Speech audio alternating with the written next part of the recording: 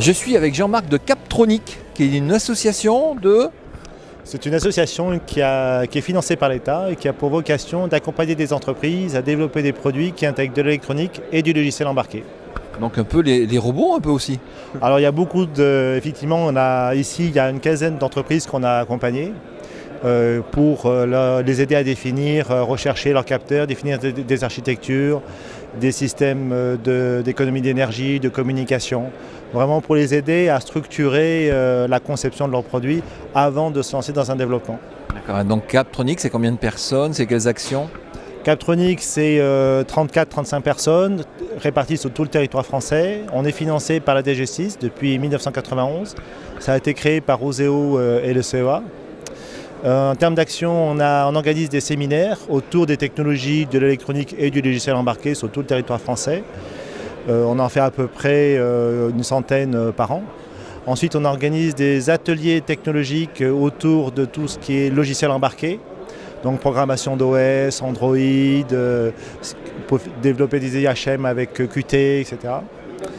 Ces séminaires, ces ateliers sont gratuits pour les entreprises. Il faut être adhérent à l'association pour accéder principalement aux ateliers. Ensuite, on a des actions de conseil vis-à-vis des porteurs de projets ou des chefs d'entreprise, où là, on échange sur leurs projets et on leur fait un retour sur la faisabilité et comment on peut les accompagner.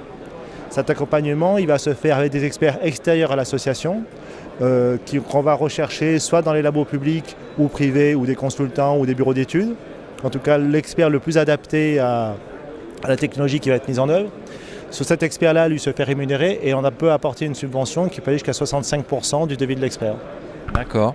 Et donc quels sont les secteurs qui sont en train de bouger, d'émerger Les secteurs qui sont en train de bouger, nous ce qu'on voit c'est qu'il y a l'électronique est quand même très transverse.